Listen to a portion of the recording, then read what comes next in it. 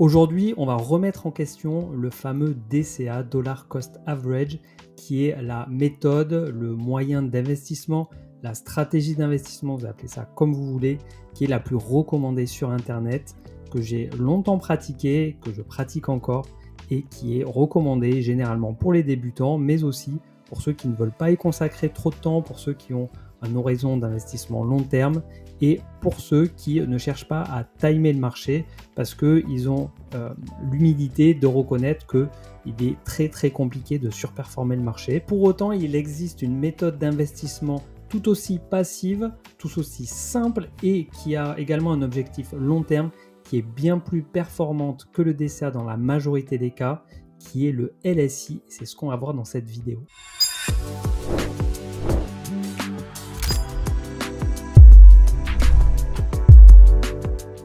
Je vais vous présenter deux études qui démontrent donc que le LSI est plus performant que le DCA. On ira comprendre pourquoi ces résultats et on verra également à la fin deux éléments qui sont indispensables à prendre en compte. Avant de commencer de vous présenter le DCA versus le LSI, je voudrais vous souhaiter la bienvenue sur cette chaîne, donc la Crypto by Joe.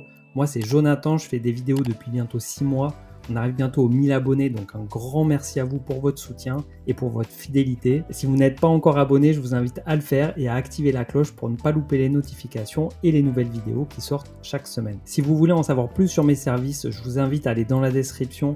Vous allez trouver le lien de mon site lacryptobyjoe.fr. Actuellement, en plus, il y a une offre de lancement. Également, je vous propose un guide gratuit pour débuter dans la crypto. Tout ça est disponible dans la description. D'un côté, donc, on va avoir le DCA, le Dollar Cost Average, qui va correspondre au fait d'investir de manière régulière la même quantité d'argent. Donc par exemple, je choisis mon actif, donc le Bitcoin, un exemple, pas de conseil en investissement, et j'ai, admettons, un capital de 12 000 euros et je vais investir pendant un an 1 000 euros et donc tous les mois, je vais investir 1 000 euros dans Bitcoin. A l'inverse, le LSI, le Lump Sum Investing, va correspondre au fait d'investir la même somme en une seule fois. Alors on pourrait penser au premier abord que le DCA va être plus intéressant et plus rentable sur le long terme puisqu'il permet de lisser son prix d'achat puisqu'on achète en plusieurs fois, mais on va attaquer du coup tout de suite avec la première étude de Vanguard qui va démontrer que dans le temps, le LSI est plus performant ou en tout cas a une probabilité de réussite, une probabilité de surperformance qui est plus élevée puisque effectivement tout dépend du moment en fait où on commence à investir. Donc là, je vous affiche l'étude de Vanguard. Je vous mets le lien en description pour ceux qui veulent prendre le temps de la lire, de bien tout comprendre et d'aller un peu plus en détail de ce qu'on verra dans cette vidéo.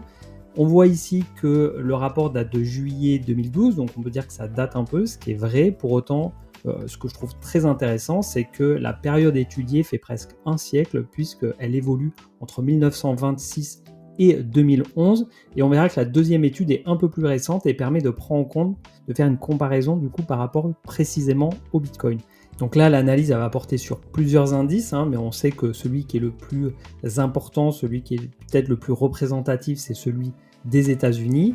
Ce qui est très intéressant dans cette étude, c'est qu'ils ont pris plusieurs périodes de DCA. Ils ont pris par exemple un DCA de 6 mois, un DCA de 12 mois, un DCA de 24 mois jusqu'à un DCA de 36 mois, donc un DCA sur 3 ans versus investir en une seule fois. Ils ont également multiplié les périodes de conservation allant de 1 an à 30 ans et également la composition des portefeuilles puisqu'ils ont fait un portefeuille 100% actions, 100% obligations et ils ont fait le 60-40 avec 60% d'actions et 40% d'obligations. Alors, qu'est-ce qu'il en ressort globalement de cette étude? Eh bien, il en ressort que sur un an, le LSI aura une probabilité d'être plus performant que le DCA de 67% et que cette probabilité monte à 90% pour une détention de 10 ans. Ce qui signifie que plus la période de détention est longue, plus le LSI a de probabilité de surperformer l'investissement en DCA. Je serais curieux d'avoir un peu votre réaction à chaud. Dites-moi en commentaire après avoir vu déjà cette première étude ce que vous en pensez. Est-ce que c'est quelque chose qui vous surprend? Est-ce que ça vous semble plutôt tout à fait logique? Est-ce que vous connaissiez? Voilà, dites-moi un peu votre retour comme ça à chaud. On va passer maintenant du coup à la deuxième étude où on va être sur une période plus courte et plus récente et où on pourra intégrer Bitcoin. Sur ce graphique est affichée la performance DCA sur 24 mois versus l'investissement en lump sum sur les actions américaines. Au niveau des dates, on est entre 1960 et 2017. Ici, donc, on a DCA sous performance, c'est-à-dire que dans cette zone-là, on a le lump sum qui est plus performant que le DCA, et dans la partie qui est au-dessus de 0, donc on est dans ces cas-là dans une surperformance du DCA. Et ce qu'on observe du coup sur ces 57 années, donc entre 1960 et 2017, c'est qu'on a la plupart du temps une sous-performance de l'investissement en DCA sur 24 mois par rapport au lump sum. Les moments où on va avoir une surperformance, ça correspond à des moments de crise ou de krach majeur, en tout cas là sur les actions américaines. Alors maintenant on est sur une chaîne crypto, donc on va aller voir un peu ce que ça donne sur la crypto et Bitcoin, mais ça me semblait indispensable en fait d'aller voir des classes d'actifs qui ont plus de data, plus d'années d'historique que les cryptos, et c'est une des raisons pour laquelle on a d'abord regardé ce que ça donnait sur le S&P 500, puisque en tout cas sur les actions américaines d'une manière générale, parce que je pense que c'est ce qui est plus représentatif et parlant de l'évolution d'un marché financier. Sur ce tableau-là, donc on a ici différentes classes d'actifs. Donc le premier c'est Bitcoin avec un prix entre 2014 et 2022. Ici au niveau des autres classes d'actifs, on voit qu'on est entre 1997 et 2022. Donc on a l'or, on a les marchés émergents, on a les États-Unis, on a un portefeuille 60-40, donc 60% actions, 40% obligations. Dans la première colonne, on a la sous-performance moyenne du DCA sur 24 mois. Sur Bitcoin, on a un pourcentage qui est très important du fait de l'explosion de son cours depuis 2014. On a 3% avec les bons du trésor américain et ça va jusqu'à 8% sur les marchés émergents, sur l'or et sur les S&P 500. Pour autant, sur certains mois, le DCA a surperformé le LSI, mais si on regarde au niveau des pourcentages, ici on a le pourcentage de mois où le DCA a sous-performé, donc où le LSI a été plus performant, et ça varie entre 58 et 79 pour le S&P 500 et 81 pour Bitcoin. Donc globalement, ça veut dire quoi? Ça veut dire qu'il est plus intéressant d'acheter en une seule fois plutôt que de faire des achats récurrents qui vont avoir le même montant. Sur le dernier graphique, donc on va voir spécifiquement sur Bitcoin, donc la sous-performance du DCA sur 24 mois versus investir en une seule fois sur Bitcoin. On a du coup un historique entre 2014 et 2022 et on voit que le DCA a sous-performé quasiment tout le temps. Il y a seulement 2 fois où le DCA était plus intéressant, c'était au moment des crashs, donc ici en 2015, ici en 2018, probablement ici en 2022. Mais hormis les cracks, on voit qu'il est plus intéressant d'investir en LSI plutôt qu'en DCA. Maintenant qu'on a vu des études qui nous montrent que le LSI est plus performant que le DCA, alors plus performant, ça reste des probabilités, hein. Le DCA est parfois plus intéressant, mais en termes de probabilité, hein, on a vu que 90% du temps, le LSI est surperformant si on détient les actifs pendant au moins 10 ans et 67% si on les détient au moins 1 an. Et maintenant, si vous vous posez la question de pourquoi le LSI est plus souvent performant que le DCA, restez attentifs puisque c'est ce qu'on va voir tout de suite avec un autre graphique. Sur ce graphique, on retrouve la performance, le rendement du S&P 500 entre environ 1925 et 2018, et ce qui saute aux yeux et ce qui explique que le LSI est beaucoup plus, souvent statistiquement plus performant que le DCA, c'est tout simplement le fait que les périodes de bull market sont beaucoup plus longues et beaucoup plus fortes que les périodes de baisse. On a ici en bleu les périodes de bull market, en orange les périodes de bear market, et ce qu'on constate, c'est que les périodes de bull market sont souvent de plusieurs années. Ici, on a 13 ans, 15 ans, 6 ans, 13 ans, 13 ans, 5 ans, 10 ans, alors que les périodes de baisse sont beaucoup plus courtes. Alors là, on a la crise de 29 qui est plus longue, qui fait 8 ans, mais sinon ici, c'est 6 mois. Ici, on a 2 mois, 1 an et demi, 1 an et demi, 3 mois, 2 ans, 1 an. Voilà, ce sont des périodes qui correspondent généralement à des récessions et qui sont relativement courtes, certes très violentes, hein, puisqu'on va faire du moins 40, moins 50%, ici on était à moins 83%. Pour autant, derrière, on a des hausses qui durent plusieurs années et qui vont faire des multiples impressionnants, comme là on a 800%, 900%, 800%, 800%, bref vous l'aurez compris, des périodes de hausse qui sont beaucoup plus importantes que des périodes de baisse. Pour ceux qui se posent la question entre les deux chiffres, ici on a le pourcentage sur la période et ici on a le pourcentage annualisé.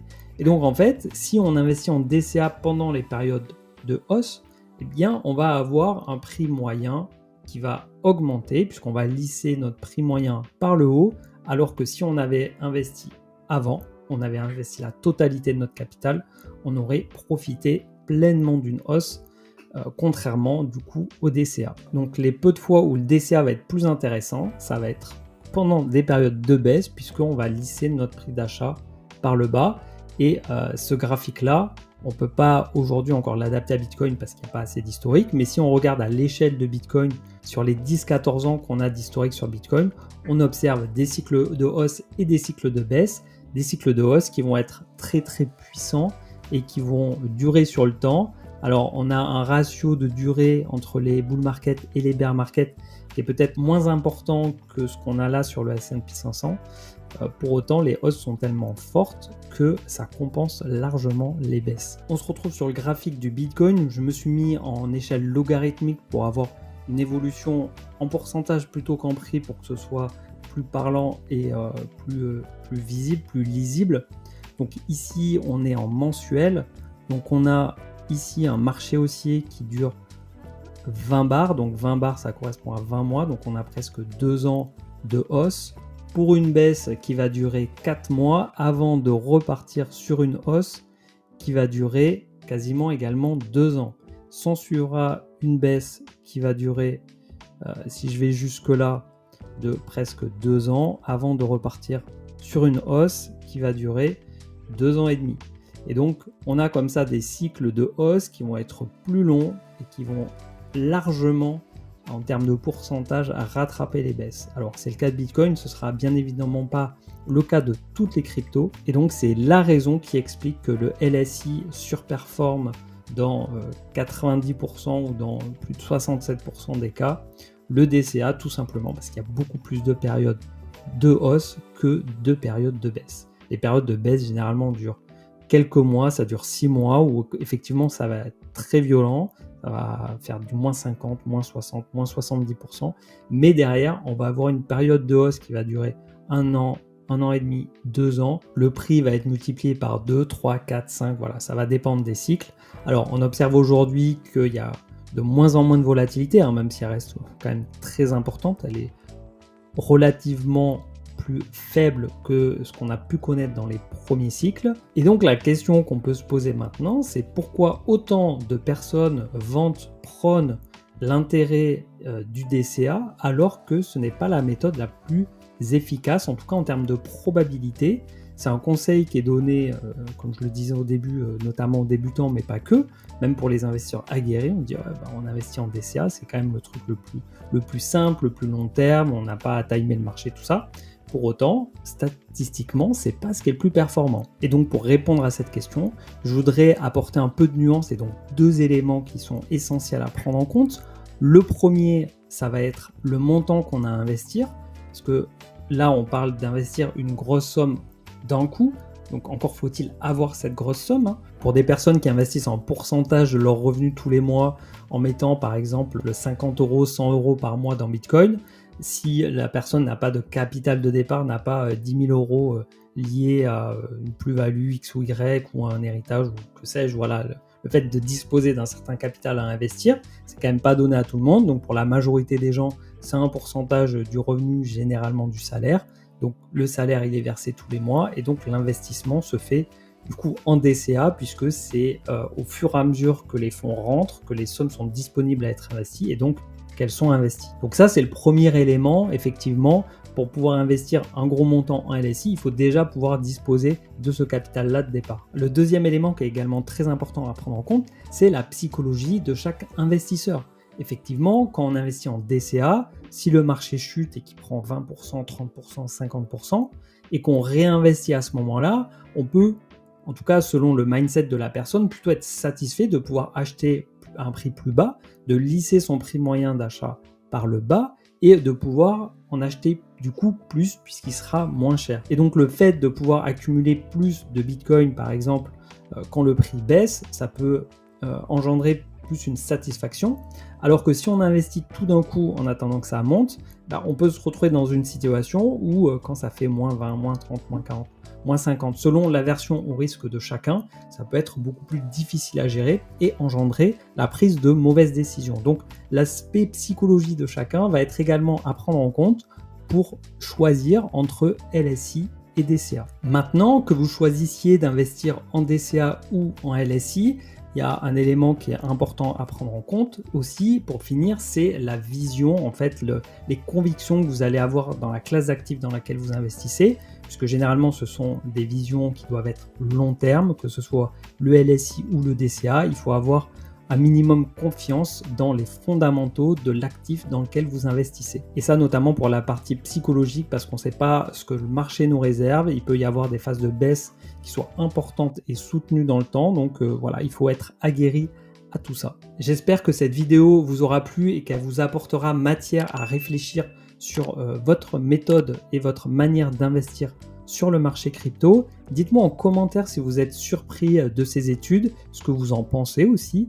Si vous avez des questions, j'y répondrai avec grand plaisir. Je vous donne rendez-vous la semaine prochaine et d'ici là, portez-vous bien. Ciao.